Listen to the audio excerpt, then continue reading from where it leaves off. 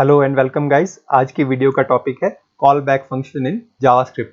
जैसे कि आपने नोटिस किया होगा कि ये इस वीडियो सीरीज में फंक्शन के ऊपर चौथा वीडियो है, तो इससे आप इसकी इंपॉर्टेंस का अंदाजा लगा सकते हैं। जहां तक बात कॉल बैक फंक्शन की है, थोड़ा सा ट्रिकी है, आप पेशेंस रखिए। वीडियो का सेकंड हाफ है, वहां पे इसको बहुत डिटेल में एक एक चीज कवर करूंगा, आपको कंप्लीटली समझ आ जाएगा। यहाँ पे जस्ट मैं इसको आपको एक इंट्रोड्यूस करूंगा, तो आप वीडियो को एंड तक जरूर देखिए, आपको ये बिल्कुल क्लियर हो जाएगा। देखिए, तो इसकी डेफिनेशन देखते हैं क्या है। A JavaScript callback function is a function that is passed as a parameter to another function and the callback function is executed inside of the function it was passed into। अब देखिए इस definition में क्या बोला है। सबसे पहले हम ये देखते हैं कि अभी तक हमने फंक्शन को क्या करा, हमने पैरामीटर्स के रूप में वेरिएबल्स पास करे। ठीक है, उन वेरिएबल्स में हमने नंबर्स या स्ट्रिंग पास करी अमूमन। ठीक है, तो यहाँ आपको ये चीज क्लियर है कि हम फंक्शन को पैरामीटर्स पास कर सकते हैं। तो उसी कड़ी में कॉल बैक फंक्शन हमें ये फैसिलिटी देता है कि हम किसी फंक्शन को पैरामीटर के रूप में वेरिएबल ना पास करके हम एक और फंक्शन उसे पास कर सकते हैं। इसका मतलब ये है कि जो फंक्शन को हम पास कर रहे हैं वो उस फंक्शन के अंदर एग्जीक्यूट होगा जिसको हम इसे पास कर रहे हैं। ठीक है, देखिए ये कॉन्सेप्ट आपको ज्यादा क्लियर करने के लिए मैंने आपके स्क्रीन के सामने एक एग्जांपल रखा है। देखिए, इसमें आप सबसे पहले गौर करिए, जो स्क्रीन पे वन नाम का फंक्शन है सबसे एंड में, उसको देखिए। उसमें मैंने क्या करा है, एक वन नाम के वेरिएबल में फंक्शन बनाया है जिसमें मैंने एक स्ट्रिंग प्रिंट करी है हेलो नाम की। अब मैंने वन को कॉल नहीं करा, इसका मतलब ये हमें आउटपुट नहीं देगा। ठीक है, लेकिन मैंने क्या करा, मैंने इसको टू नाम के फंक्शन में पास कर दिया एज ए पैरामीटर। तो जो कॉल बैक फंक्शन की डेफिनेशन है वो भी यही कहती है कि हम किसी बनाए हुए फंक्शन को एज ए पैरामीटर किसी दूसरे फंक्शन में पास कर सकते हैं। तो वन नाम के फंक्शन को मैंने टू नाम के फंक्शन में एज ए पैरामीटर पास कर दिया। ऊपर देखिए, कॉल बैक जो पैरामीटर है वो किसे एक्सेप्ट करेगा, जो मैं वन नाम का आर्गुमेंट पास कर रहा हूं। नीचे जब मैं कॉल कर रहा हूं, देखिए टू को मैंने कॉल कर रहा है, तो देखिए वन लिखा है मैंने ब्रैकेट में, तो ये वाला वन है जो सबसे लास्ट में मैंने डिफाइन कर रखा है। ठीक है, तो मैं इसको यहाँ पे एज ए पैरामीटर पास कर रहा हूं और वो ऊपर कॉल बैक में कैच हो रहा है। अब कॉल बैक में कैच हो रहा है तो वो एग्जीक्यूट भी टू के अंदर हो रहा है, देखिए ब्रैकेट्स के ब्रेसेस के अंदर। ठीक है, तो इस तरह से हम किसी फंक्शन को बाहर ना एग्जीक्यूट करवा के उसे किसी दूसरे फंक्शन के अंदर एग्जीक्यूट कराते हैं। तो इस कॉन्सेप्ट को हम बोलते हैं कॉल बैक फंक्शन। तो गाइज, जो भी कंफ्यूजन यहाँ पे रह गई है उसे हम प्रैक्टिकल में रिमूव करने की कोशिश करेंगे। तो चलिए प्रैक्टिकल करते हैं। गाइज, कॉल बैक फंक्शन को डेमोन्स्ट्रेट करने के लिए मैं यहाँ पे एक मल्टीप्लाई नाम का फंक्शन आपको बना के दिखाऊंगा और उससे मैं आपको कॉल बैक फंक्शन एक्सप्लेन करूंगा।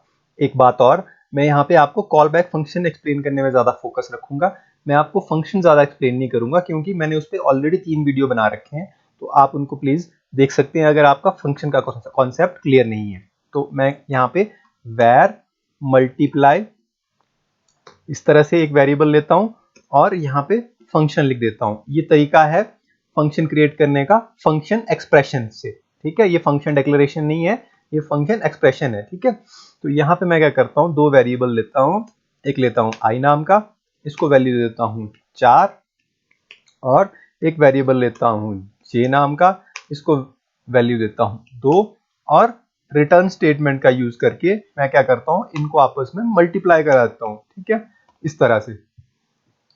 अब नॉर्मल सर्कमस्टांसेस में अगर हमें इसकी आउटपुट देखनी है तो हम क्या करेंगे, यहाँ पे मल्टीप्लाई फंक्शन को कॉल कर देंगे इस तरह से। इन दो नंबर्स का मल्टीप्लिकेशन जो होगा वो यहाँ पे हमें मिल जाएगा। ठीक है, अगर उसे स्क्रीन पे देखना है तो हम इसे console डॉट लॉग कर देते हैं और यहाँ पे मैं ब्रैकेट से इसको क्लोज करके आपको यहाँ पे आउटपुट दिखाता हूँ। राइट क्लिक करके इंस्पेक्ट एलिमेंट, यहाँ पे जाके कंसोल पे क्लिक करता हूँ, रिफ्रेश करता हूँ, तो ये देखिए हमें 4 मल्टीप्लाई बाय 2 8 रिजल्ट मिल चुका है। लेकिन हम ऐसा नहीं चाहते हैं, हम इस फंक्शन को यहाँ पे कॉल नहीं करवाना चाहते। हम क्या चाहते हैं, हम इस फंक्शन को किसी दूसरे फंक्शन में एज अ पैरामीटर पास करना चाहते हैं। ठीक है, क्योंकि वही कॉल बैक फंक्शन होता है। तो सपोज एक हमारे पास फंक्शन सम नाम का है जो हमने अभी क्रिएट नहीं किया, हम अभी क्रिएट करेंगे। ठीक है, अब मैं क्या करता हूं, जब मैं उस सम नाम के फंक्शन को कॉल करूंगा, ठीक है, बनाने के बाद, तो क्या सिचुएशन होगी सबसे पहले आपको वो दिखाता हूं। हम उसे कॉल करेंगे इस तरह से, सम लिखते हैं। ठीक है, जो हमने फंक्शन बनाया है उसको कॉल इस तरह से करते हैं। अब कॉल बैक फंक्शन क्या होता है, मैं इस मल्टीप्लाई वाले फंक्शन को यहां पे पास कर देता हूं एज ए आर्गुमेंट इस सम फंक्शन को। ये हो गया गाइस कॉल बैक फंक्शन, इतना सिंपल है। ठीक है, अब मैं इस सम नाम के फंक्शन को क्रिएट कर देता हूं, तब आपको दिखाता हूं आउटपुट कि कैसे आती है। फिर कॉल बैक फंक्शन को मैं आपको डिटेल में एक्सप्लेन भी करूंगा, लेकिन एज ए कॉन्सेप्ट ये मेन बात है जो आपके सामने है। तो सम नाम का फंक्शन बनाने के लिए हमें क्या करना पड़ेगा, वेर सम इस तरह से वेरिएबल लेना पड़ेगा और यहाँ पे फंक्शन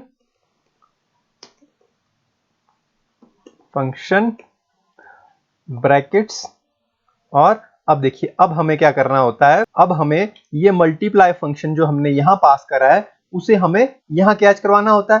तो उसके लिए यहाँ पे एक हम वेरिएबल का नाम देते हैं जिसे हम पैरामीटर बोल देते हैं। तो यहाँ पे मैं लिख देता हूं कॉल बैक, ठीक है, आप कोई भी नाम दे सकते हैं। यहाँ पे हमारा मल्टीप्लाई नाम का फंक्शन कॉल बैक में आ गया है।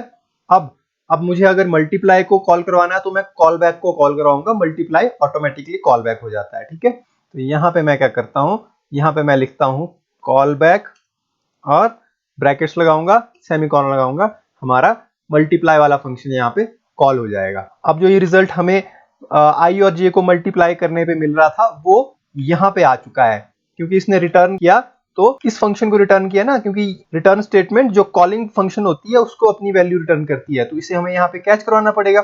जो रिजल्ट यहाँ पे 4 × 2 8 आया है उसको मैं यहाँ पे वेर एक नाम दे देता हूं सी वेरिएबल, उसमें मैं इसको स्टोर करवा देता हूं, ठीक है। अब सी नाम का वेरिएबल है, इसको मैं console.log करता हूं, इस तरह से सी में से इसे प्रिंट कराता हूं। रिफ्रेश करके देखिए 8 आउटपुट आ रही है एज इट इज। मैं यहाँ पे एक वेरिएबल चेंज करता हूं, 3 कर देता हूं। अब देखिए, ये देखिए 6 आउटपुट आ गई, ठीक है। तो ये है गाइस कॉल बैक फंक्शन, यानी कि हमने सम नाम का फंक्शन है ये वाला, इसको कॉल करा यहाँ पे, और ये जो मल्टीप्लाई वाला फंक्शन है इसको एज ए आर्गुमेंट यहाँ पे पास करा, और जब हमने सम की डेफिनेशन लिखी तो यहाँ पे हमने जो आर्गुमेंट पास किया था उसे एज ए पैरामीटर यहाँ पे कैच करवाया, और यहाँ पे अब इस कॉल बैक को कॉल करवाया, उसका रिजल्ट सी में गया और सी को हमने यहाँ पे प्रिंट करा के आउटपुट स्क्रीन पे अपनी आउटपुट देख ली। अब इसका नाम सम था तो हम इसको सम भी कर लेते हैं। हम यहाँ से एक और वैल्यू पास करते हैं, सपोज हम यहाँ से पास कर देते हैं 6, और यहाँ पे इस 6 को भी कैच करवाते हैं। तो एक वेरिएबल लेते हैं यहाँ पे, सपोज u नाम का वेरिएबल लेते हैं, और अब मैं जो कॉल बैक ने हमें वैल्यू दी उसमें मैं इस u को ऐड कर देता हूं, ठीक है। तो हमारे फंक्शन का नाम जो सम है उसकी इज्जत भी रह जाएगी। ये देखिए u मैंने यहाँ पे ऐड कर दिया। अब क्या हुआ, जो 3 × 2 6 यहाँ पे आया, उसमें u ऐड हो जाएगा। u में क्या है, u में भी 6 है, 6 और 6 12, 12 यहाँ पे गया और यहाँ पे हमने प्रिंट करा दिया। मैं आपको आउटपुट दिखाता हूँ, ये देखिए 12। तो इस तरह से गाइज आप कॉल बैक फंक्शन का यूज करके किसी फंक्शन को एज ए पैरामीटर पास करके उस फंक्शन के अंदर उसको कॉल करवा सकते हैं।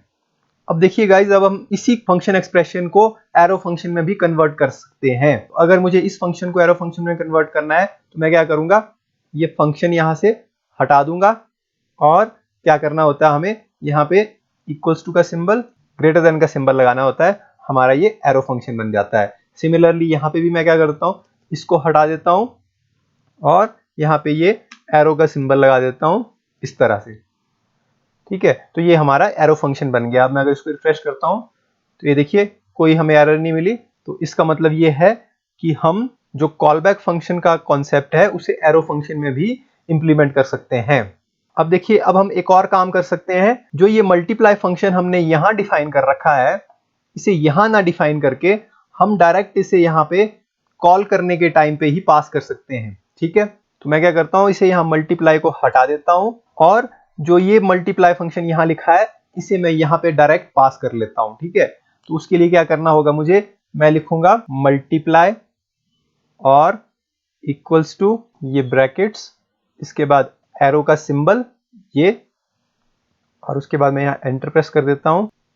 अब यहाँ पे मैं ये दो वेरिएबल जो i और j थे, यहाँ पे मैं इनको वैल्यू दे देता हूँ, कुछ भी वैल्यू दे देते हैं 4, वेर j को दे देते हैं वैल्यू सपोज 2, और रिटर्न स्टेटमेंट यहाँ पे लिख लेते हैं जिसमें हम इन दोनों को मल्टीप्लाई करा देंगे j इस तरह से, और इसको मैं यहाँ ले आता हूँ, इस तरह से सेव करता हूँ।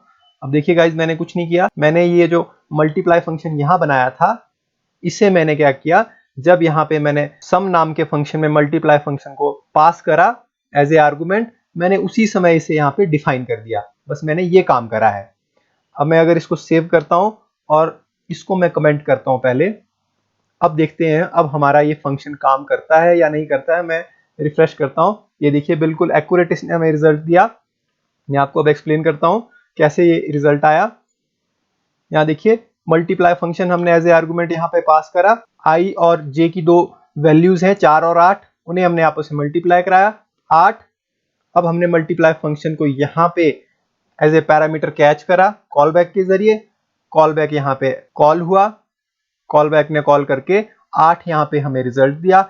8 को हमने क्या किया, ऐड कर दिया u से, u को हमने यहाँ पे वैल्यू दे रखी है देखिए 6, 8 और 6 आपस में ऐड होके 14 आए, वो हमने यहाँ पे प्रिंट करके देखिए 14 में रिजल्ट मिल गया।